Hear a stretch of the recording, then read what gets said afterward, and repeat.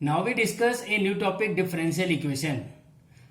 तो पहला पॉइंट आता है कि what is the differential equation. An equation containing derivatives of dependent variable with respect to independent variable is known as differential equation. For example, d cube y upon dx cube plus d square y upon dx square plus dy upon dx plus y is equal to 4.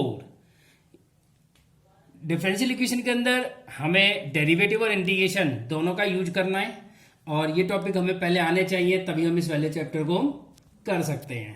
तो सबसे पहला आता है कि what is the definition order of the differential equation. यदि question में आ जाए कि order of the differential equation हमें फाइंड आउट करना है तो उसकी डेफिनेशन क्या होती है। Order of highest derivative is called या is known as order of differential equation. For example, d square by upon D x square plus D Y upon D x का whole square plus y is equal to 4। तो highest derivative का order मतलब जो ये value है that is ये क्या है, सेकंड डेरिवेटिव। सेकंड डेरिवेटिव तो इसका मतलब जो ऑर्डर होगा वो क्या होगा, 2 होगा। सेकंड आता है कि degree of differential equation. Degree क्या होती है, highest power of highest derivative. Highest power of highest derivative is called degree of the differential equation. Condition है कि वो कंडीशन हमारी डिफाइन होनी चाहिए।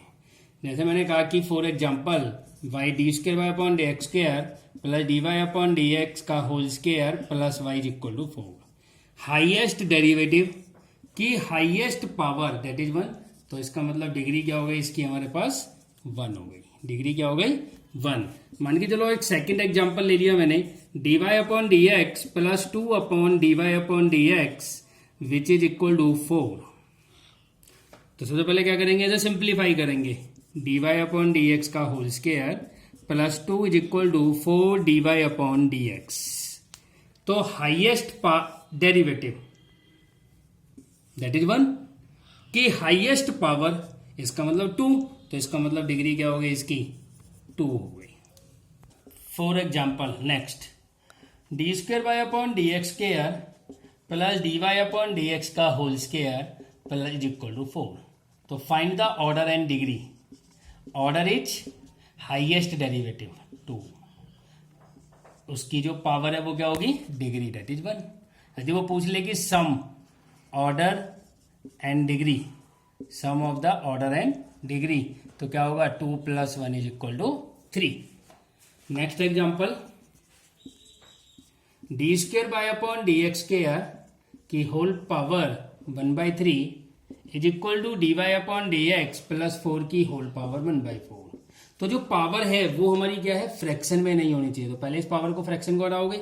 अब फ्रैक्शन को हटाने के लिए क्या करते हैं, जो अपॉन वाली टर्म्स होती है उसका हम एलसीएम ले लेते हैं। तो 3 और 4 का एलसीएम क्या होगा, 12। तो हम क्या करेंगे, इसकी होल पावर 12 कर देंगे। इसकी क्या करेंगे, होल पावर 12 कर देंगे। तो इससे वैल्यू कैंसिल हो जाएगी। D square by upon D x square की whole power 4 is equal to d Y upon D x plus 4 की होल पावर 3। तो इसका मतलब ऑर्डर क्या हो गया इसका, 2, क्योंकि हाईएस्ट डेरिवेटिव। डिग्री क्या हो गई, हाईएस्ट डेरिवेटिव की हाईएस्ट पावर दैट इज 4। और सम क्या हो गया, 2 + 4 is equal to 6। Next example, D square by upon D x square plus cos of D Y upon D x plus 4 is equal to 0। Order क्या है, 2, क्योंकि highest derivative 2 है।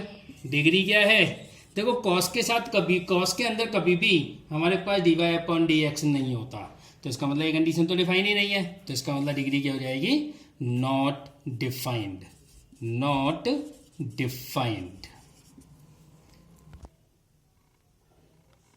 Next topic आता है कि जितने हमारे पास आर्बिट्री कांस्टेंट होते हैं उतनी बार आर्बिट्री कांस्टेंट को एलिमिनेट करने के लिए डेरिवेटिव करते हैं और उस वैल्यू को क्या करते हैं, हम एलिमिनेट करके वैल्यू को पुट अप कर देते हैं और वहां से हमें क्या मिल जाती है, डिफरेंशियल इक्वेशन फाइंड आउट हो जाती है।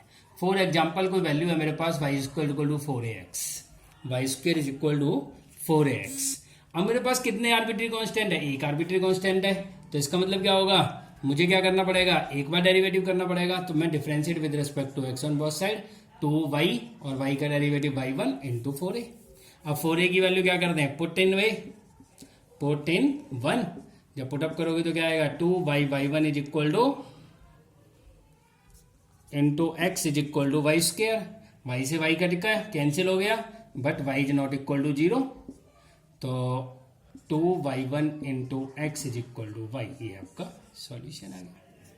ठीक है, एक बार इसलिए किया क्योंकि हमारे पास एक आर्बिट्री कांस्टेंट। तो क्या बार क्वेश्चन आ जाता है कि यदि मेरे पास क्वेश्चन में आ जाए कि हमारे पास 3 आर्बिट्री कांस्टेंट है, तो बताओ कि ऑर्डर ऑफ द डिग्री क्या होगी, तो वो कितनी आएगी, 3 आएगी, क्योंकि हम उसका मैक्सिमम कितनी बार डेरिवेटिव कर सकते हैं, 3 बार। उसका 3 बार डेरिवेटिव हमें करना ही होगा, और 3 बार डेरिवेटिव करने के बाद जो रिजल्ट आएगा वो तुम्हारा क्या आएगा, थर्ड डेरिवेटिव, दैट इज उसका आंसर होगा 3। नेक्स्ट क्वेश्चन है, मान के चलो क्वेश्चन आ जाए तुम्हारे पास, form the differential equation, form the differential equation of the family of the hyperbolas having the foci on x axis and centre on x axis. तो देखो सबसे पहले क्या है, हमारे पास पता होना चाहिए हमें इक्वेशन ऑफ द हाइपरबोला क्या है। Equation of hyperbola is X square by A square plus Y square upon B square is equal to 1। There is the 2 arbitrary constant, ये माइनस आएगा हाइपरबोला में, क्योंकि एक साइन पॉजिटिव होता है और एक साइन नेगेटिव होता है, तो इसमें दोनों साइन होते हैं, वो हमारे क्या होती है, इक्वेशन ऑफ द एलिप्स होती है। तो डिफरेंशिएट, देखो जब हमारे पास 2 आर्बिट्री कांस्टेंट है तो इसका मतलब क्या करना पड़ेगा, हमें 2 बार डेरिवेटिव करना पड़ेगा। तो पहली बार डेरिवेटिव करेंगे 1 upon A square, X square का क्या होगा 2x minus 1 upon B square, Y square का क्या होगा 2y dy अपॉन dx और 1 का 0। तो 2x upon A square is equal to 2y upon B square into dy upon dx। 2 से 2 कैंसिल हो गया। अब क्या करो, कांस्टेंट वाली वैल्यू एक तरफ ले लो यदि सेपरेट हो रही है आराम से, और वेरिएबल वाले पार्ट को एक तरफ ले लो। अब क्या करेंगे, सिंपल डेरिवेटिव करेंगे तो क्या आएगा, B square by A square का क्या हो जाएगा 0, इसका डेरिवेटिव क्या आएगा 0, क्योंकि हमारे पास ये वैल्यू क्या है, कांस्टेंट है, ये वैल्यू क्या है, कांस्टेंट है। अब देखो यहाँ पर हमारे पास क्या लगेगा, प्रोडक्ट रूल, तो ये क्या लगेगा जी, y upon X as it is, इसका डेरिवेटिव क्या होगा D square Y upon D x square plus D Y upon D X as it is, और इसमें क्या लगेगा, क्वोशिएंट रूल, क्योंकि 2 फंक्शन हमारे डिवीजन में है, x square as it is, Y का d Y upon D x plus y as it is और एक्स का 1।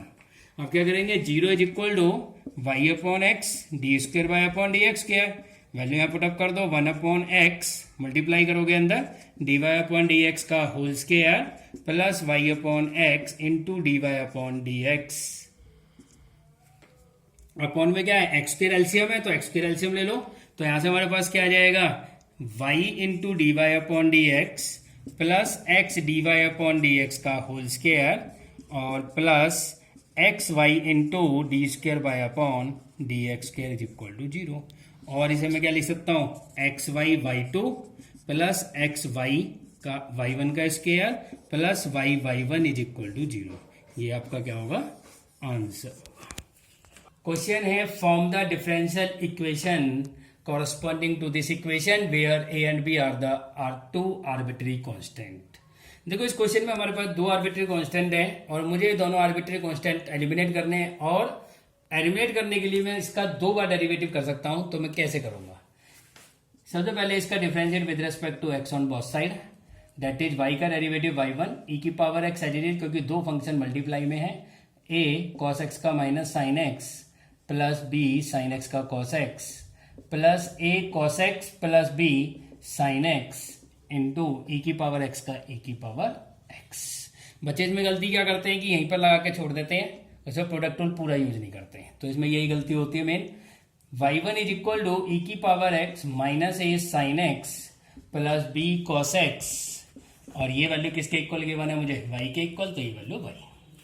अब क्या करते हैं, डिफरेंशिएट अगेन, तो y1 का डेरिवेटिव क्या होता है y2, again derivative using the product rule, e की power x as it is, इसका derivative minus a cos x minus b sine x plus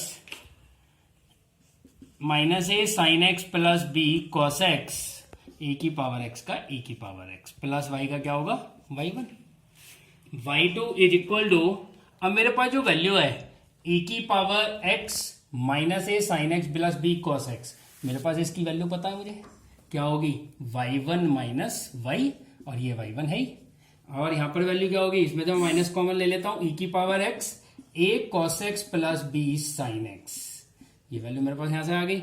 अब देखो ये वैल्यू किसके इक्वल है मेरे पास, ये वैल्यू फर्स्ट रिजल्ट की दैट इज y के इक्वल है, तो y2 is equal to minus y plus y1 minus y plus y1, तो क्या होगा y2 is equal to 2y1 minus 2y, shift किया y2 minus 2y1 plus 2y is equal to 0, ये आपके पास result आ गया। ये क्या आ गया आपके पास, रिजल्ट फाइंड आउट हो गया, जो आपका आंसर होगा, सेकंड डेरिवेटिव फाइंड आउट हो गया। और मैं से एक दूसरे तरीके से और लिख सकता हूं, d square y upon D x square minus 2 d Y upon D x plus 2y is equal to 0 हो गया।